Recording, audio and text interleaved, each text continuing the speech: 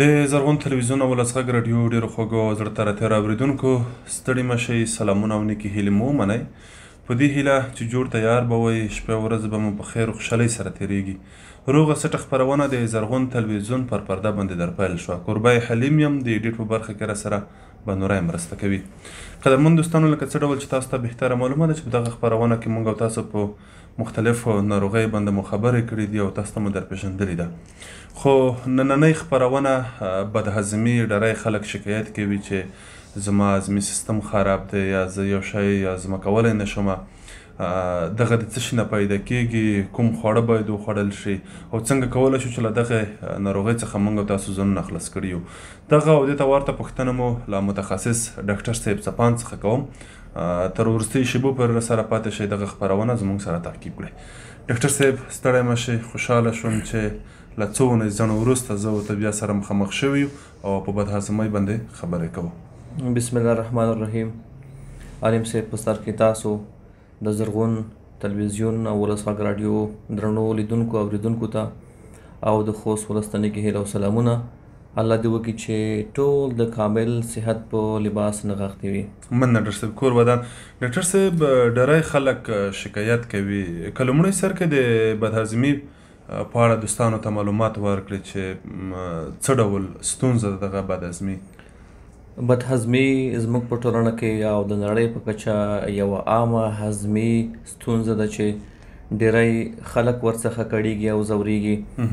بدهضمي چې د طب په اصطلاح کې ورته ډسپیپسیا هم ویل کېږي، د هضمي سیستم یوه ستونزه ده چې په دې ستونزه کې، په دې آفت کې ناروغ د معدې په برخه کې د دردونو، د پړسوب، د ګیس او همدارنګه د معدې د ایشېدو څخه شکایت لري.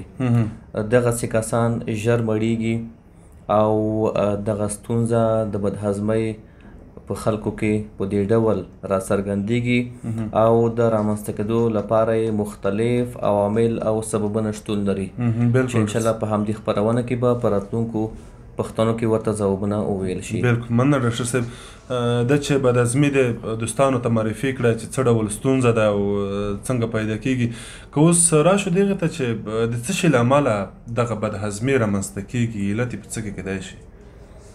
علي صاحب محترم، بدهضمي کله چې رامنځته کېږي، هر ناروغي چې رامنځته کېږي د هغې لپاره مختلف عوامل او اسباب شتون لري. له هغې څخه بدهضمي او ډسپیپسیا هم د مختلفو عواملو او ناروغیو په پایله کې رامنځته کېږي.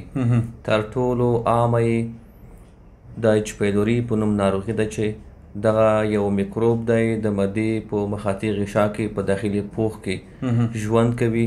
د وخت په تېرېدو سره د معدې داخلي پوښ یا مخاطي غشا تخریبوي، زخم کوي او د معدې زخمونه رامنځته کوي چې په پایله کې دغه بدهضمي او هغه ستونزې چې ما یادې کړې لکه د معدې درد، د معدې ایشېدل او د معدې او د کولمو پړسوب په ناروغانو کې رامنځته کېږي. بل علت یې د سګرټو څکول دی یا د الکولو څښل دی په غربي هېوادونو کې. او له بده بخته چې زموږ په ټولنه کې، زموږ په خلکو کې، ځوانانو کې هم سګرټ څکول یوه عامه ستونزه ده او د مخنیوي وړ هم ده. یعنې که څوک ونه غواړي چې سګرټ وڅکوي او کوشش وکړي، کلک عزم وکړي چې سګرټ پرېږدي، نو کولی شي. سګرټ دوهم هغه لوی عامل دی چې د معدې زخمونه او دغه بدهضمي زموږ په خلکو کې او زیاتره په غربي هېوادونو کې په ښځینهو کې هم چې سګرټ څښي دغه مشکل رامنځته کېږي.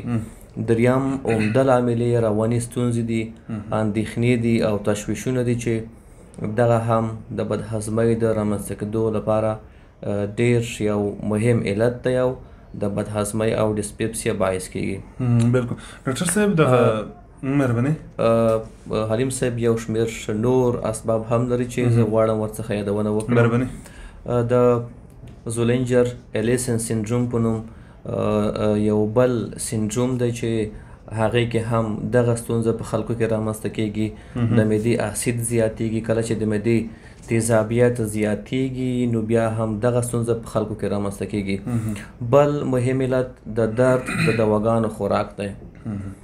زموږ په ټولنه کې، زموږ په خلکو کې، زموږ په نارینه‌و کې او هم په ښځینه‌و کې د درد د دواګانو خوراک، زیات خوراک، په خپل سر خوراک هغه څه دي چې د معدې د زخمونو څخه علاوه د نورو خطرناکو ناروغیو د رامنځته کېدو باعث کېږي، لکه د زړه حمله، د وینې لوړ فشار، د پښتورګو یا د ګردو خرابوالی، همدارنګه د شکر ناروغي او ګوزار، د وینې د غوړو زیاتوالی. دا هغه څه دي چې د درد ضد دواګانو د په خپل سر خوراک او زیات خوراک له امله رامنځته کېږي.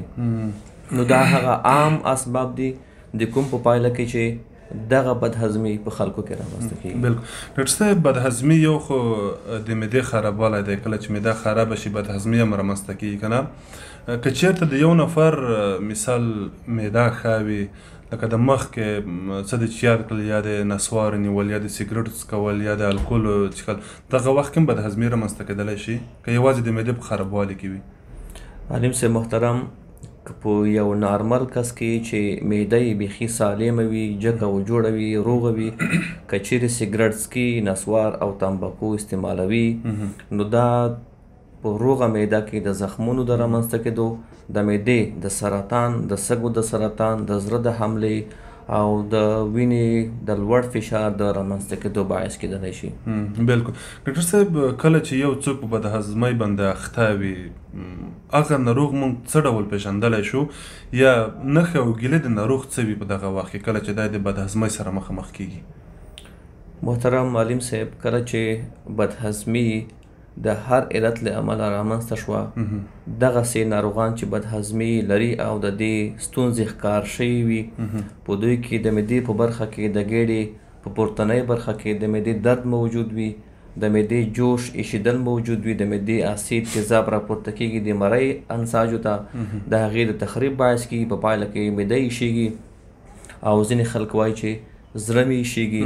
د طب په اصطلاح کې هم ورته د زړه ایشېدل وایي، هارټ برن ورته وایي، خو مګر د زړه مشکل نه وي، هماغه د معدې اسید راپورته شوی وي، مرۍ ته د مرۍ د تخریب باعث شوی وي او دغه ستونزه رامنځته کېږي. بل د معدې په برخه کې د ګېډې په برخه کې د پړسوب شتون دی، د ګیس شتون دی چې ځینې خلک ورته ګیس وایي، دغه لري. او بل دا چې دغسې کسان ژر وږي کېږي، زیات وږي کېږي، خو کله چې ډوډۍ ته کینی نو ژر مړیږي. دا هغه ستونزې دي چې په دې بدهضمۍ کې رامنځته کېږي. نورې دوه مهمې ستونزې چې دي هغه د زړه بدوالی دی، دلبدي چې ورته وایي، او بل د کانګو د استفراق کول دي چې دا هم په ځینو کسانو کې رامنځته کېږي. په حلیم صاحب وبخئ، په ځینو هغه کسانو کې چې په دوی کې د معدې سرطان موجود وي، نو دغسې کسان کله چې بدهضمي لري، د بدهضمۍ د یادو ستونزو ترڅنګ دغسې کسان خپل وزن زیات پایلي، همیش دوی کانګې استفراق کوي. او بل دا چې د مرۍ په برخه کې د مړۍ بندښت، د شخوند بندښت موجود وي، نو دغه ستونزې د معدې په سرطان کې هم په ځینې خلکو کې چې دغه لري شتون لري. بالکل ډاکټر صاحب، دغه وخت کې کله چې د سره بدهضمي مل کېږي، د معدې دردونه هم ورسره وي دغه وخت کې؟ علیم صاحب، موږ یاد کړه چې په بدهضمۍ کې عمده نښه او ګیله د ناروغ د معدې په برخه کې اپیګاسټیک پین وي، یعنې په دې معنا چې د معدې په مرکزي او د ګېډې په پورتنۍ برخه کې د درد شتون دی، چې په دې خلکو کې د h-pylori له امله، د درد ضد دواګانو د زیات خوراک له امله، د سګرټو د استعمال له امله، د معدې د سرطان له امله، د رواني مشکلاتو له امله رامنځته کېږي. بالکل ډاکټر صاحب، هغه ناروغان چې د معدې زخم ولري یا h-pylori ولري، دوی باید له کوم ډول خوراکونو څخه پرهیز وکړي ترڅو په آینده کې هغه مشکل ورته پیدا نه شي؟ ډېره ښه پوښتنه مو وکړه. یو شمېر خوراکونه دي په هغه خلکو کې چې دوی د معدې زخمونه لري، دوی بدهضمي لري او دوی د h-pylori شته میکروب لري. په دې خلکو کې د چای زیات څښاک، د کافي او د قهوې زیات څښاک هر وخت باید وڅښل شي؟ نه، دا هغه خوراکونه دي چې دوی ورڅخه باید پرهیز وکړي. زه راځم د خبر ته خپل خبره تکمیلوم.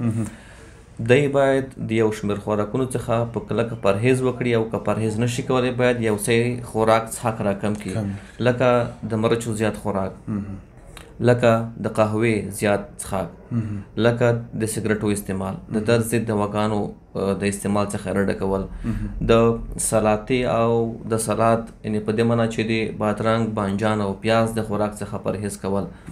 او بل دا چې دغسې کسان باید هغه خوراکونه چې زیات په غوړۍ کې سره کېږي لکه چیپس او پکوړې او هغه کباب او د چرګ غوښه چې په غوړۍ کې سره کېږي هغې څخه هم باید دوی په کلکه پرهیز وکړي. او که پرهیز نشي کولی نو باید د معدې دوا ورسره په څنګ کې وخوري او د دې خوراکونو او د څښاک هغه استعمال را کم کړي. بالکل ډاکټر صاحب، دغه بدهضمي د عمر په لحاظ هم رامنځته کېدلی شي که هغه څوک چې د معدې زخم ولري یا هغه څه چې مخکې د یادونه وکړه دغه کوي په هر چا کې پیدا کېږي، که د عمر په لحاظ هم شته؟ حلیم صاحب محترم، بدهضمي په هر عمر کې رامنځته کېږي. زیاتره په ماشومانو کې او په زړو اشخاصو کې h-pylori ډېره عامه ده. دې څخه علاوه په هر عمر کې h-pylori میکروب په خلکو کې رامنځته کېږي. او موږ په وړاندې خپرونو کې هم دغه یاده کړې ده چې h-pylori دومره عام میکروب ده چې په 2 کسانو کې یو کس د h-pylori میکروب لري، خو د h-pylori 8 کسانو کې په 100 کې یوازې 100 سلنه هغه دي چې په دوی کې کوم درد د معدې بدهضمي شتون نه لري، او 80 سلنه هغه دي چې په دوی کې د معدې د برخې دردونه د بدهضمۍ نور ګیلې لکه د معدې پړسوب، د نس ګیس او ایشیدل موجود وي. بالکل. د دغه ډاکټر صاحب بدهضمۍ تشخیص څه ډول کېږي چې مثال یو ناروغ تاسو ته راځي بدهضمي لري، تاسو تشخیص څه ډول کوئ؟ حلیم صاحب محترم، هر ناروغي یو شمېر تشخیصیه موارد لري، لکه د ناروغ څخه د یوې ناروغۍ په هکله پوښتنه کول، د هغې د ګیلو او نښو د څرنګوالي پوښتنې کول، او بل دا چې د هغې په څنګ کې د ناروغ فزیکي معاینات اجرا کول، او دریم قسمت د تشخیص هغه یو شمېر معاینات دي چې په لابراتوار کې اجرا کېږي، لکه په غایطه موادو کې د h-pylori په خاطر معاینه کول. همدا ډول د یوریا برید ټیسټ په نوم یو بل ټیسټ دی چې په هیوادونو کې کارول کېږي او دا هم د h-pylori شتون په معده کې څرګندوي. دې څخه علاوه هغه څوک چې د بدهضمۍ ترڅنګ د وزن د پام وړ کموالی ولري، د پام وړ کانګې استفراق ولري، او بل دا چې اشتها یې له منځه لاړه وي، په دې کسانو کې د اندوسکوپي په نوم یو معاینه اجرا کېږي چې د معدې د سرطان په هکله معده ګوري تر څو وګوري چې آیا ناروغ چې د وزن کموالی، زیاتې کانګې لري، او بل دا چې بې اشتها دی، هسې نه چې ناروغ د معدې په کینسر اخته وي. دا هغه معاینات دي چې د بدهضمۍ د مختلفو عواملو په تشخیصولو کې مرسته کوي. دې څخه علاوه د بدهضمۍ علت که چیرې رواني امراض، رواني مشکل وي، دماغي ستونزې وي، رواني فشارونه، اندېښنې وي، تشویشونه وي، نو ناروغ په خپله وایي چې او ډاکټر باید ورڅخه پوښتنه وکړي چې ته خو کوم رواني مشکل نه لري، کوم په کور کې خو جنجال او د خاوند سره د خواښې سره او د لیورونو سره خو مشکل نه لري، اقتصادي ستونزې، مسافري، غربت، په کور کې د یو نږدې کس فوت کېدل، دا هغه څه دي چې د رواني ستونزو باعث کېږي او دا د بدهضمۍ د رامنځته کېدو باعث هم کېدلی شي. بالکل. ډاکټر صاحب، د تشخیص نه وروسته کله چې تشخیص وشي د دغه بدهضمۍ درملنه څه ډول کولی شئ تاسو؟ څه ډول کېږي؟ حلیم صاحب محترم، دا ډېره ښه پوښتنه ده. بدهضمي په ټوله کې 3 ډوله درملنه لري. یو لکه ما چې وړاندې یاده کړه، د بدهضمۍ ناروغ لپاره مخصوص خوراکونه دي چې له هغې څخه باید دوی استفاده وکړي، او د مرچو، د سلاد هغه خوراکونه چې ډېر په غوړۍ کې سره شي لکه چیپس، پکوړې، کباب، دې څخه باید دوی پرهیز وکړي، او هر کله چې د معدې ستونزې حل کېږي بیا کولی شي چې دوی هغه خوراکونه استفاده ورڅخه وکړي، ویې خوري. دې کسانو لپاره د اوبو زیات څښاک بیخي ضرور دی، خاصتا کله چې دوی سهار د خوبه پاڅېږي، د سهار لمانځه لپاره اودس کوي، هغه اوبه چې پاتې کېږي په چاینک کې په لوټه کې او بدنۍ کې چې اوبه پاتې کېږي یو یا 2 پیلې تومړې اوبه هغې باید هر سهار وڅښي. دې څخه علاوه د ورځې په جریان کې د ډوډۍ د خوراک څخه 1 ساعت مخکې یا وروسته د اوبو څښاک، یعنې په ورځ کې اقلا د 8 ګیلاسو اوبو څښاک هغه څه دي چې د معدې دغه ستونزې هوارولی شي او هغه د ناروغ ګیلې هم راکمولی شي. دوهم مرحله د علاج چې ده هغه یو شمېر دواګانې دي چې هم د h-pylori په خاطر او هم د معدې د تیزابیت د کمښت په خاطر استعمالیږي. که چیرې د بدهضمۍ عامل h-pylori وه د هغې په خاطر یو مخصوص 15 رژیمه یو پلان شتون لري چې مرحله په مرحله هغه کارول کیږي او ناروغ د h-pylori څخه خلاصیږي او د بدهضمۍ هغه یادې ګیلې هم ورسره ښه کیږي. او بل هغه دوا ده چې د معدې د اسیدو د کموالي په خاطر استعمالیږي او د 4 یا 8 هفتو لپاره کارول کیږي چې په دې سره ناروغ د بهبود او ښوالي احساس کوي او هغه ګیلې ورکیږي.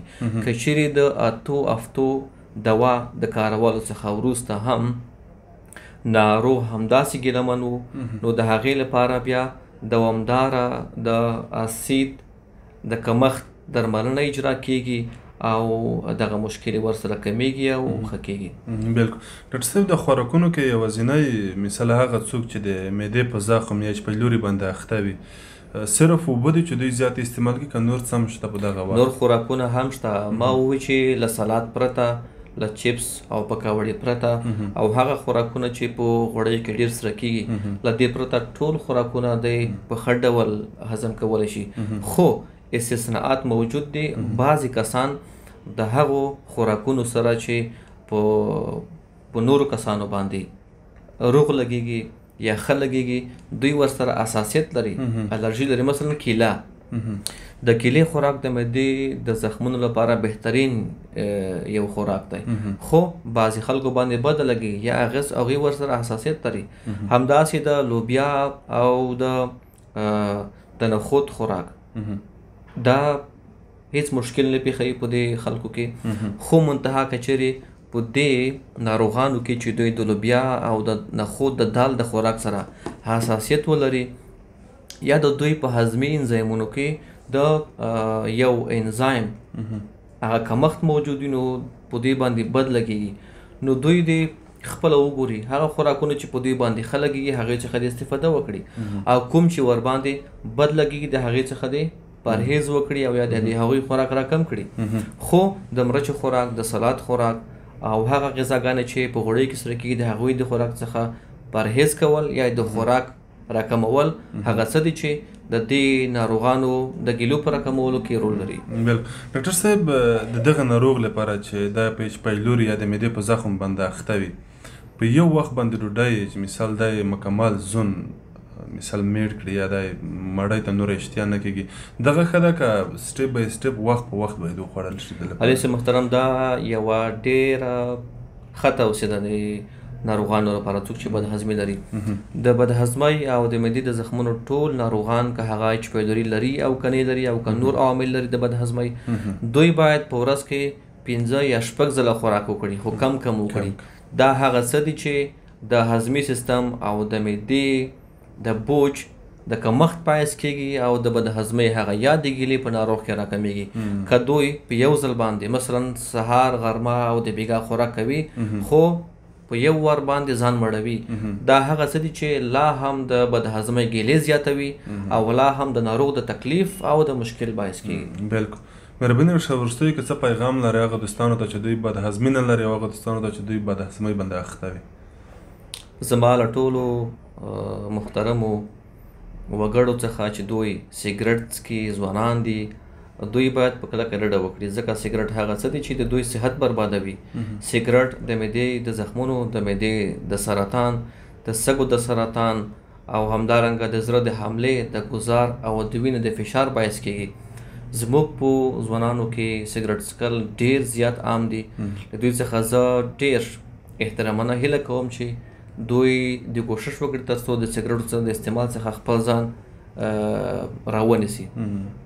بل دا چې په دې اوس مهال کې چې د کورونا پیښې بیا هم یو څه شتون لري، د لاسونو پاک وینځل، د زکام د ناروغ سره د ناستې ولاړې پر مهال د ماسک اچول، د ماسک استعمال او همدارنګه د 2 متره فاصلې نیول دا هغه څه دي چې د کورونا د پیښو په مخنیوي کې رول لري او همدارنګه زموږ د فامیل د غړو په سالم ساتلو کې رول لري. دې څخه علاوه ټول هغه کسان چې دوی د بد هضمۍ ښکار دي، دوی دې بې پروایي نه کوي، دوی د لاړ شي ډاکټر ته تر څو د دوی د مشکل هغه تشخیص پر وخت وشي او د دوی هغه درملنه هم پر وخت صورت ونیسي. زه ښه زیاته مننه ډاکټر صاحب. کوربه تاسو نه مننه. ژوندي اوسئ. قدرمن دوستانو، دا وه روغه سټه خپرونه چې په بد هضمۍ باندې مو درته برابره کړې وه. تر بله بیا ما حلیم خاطر بنوري ته اجازه راکړئ. په لویو بخښونکي خدای مو سپارم. ښې شېبې، ښه وختونه.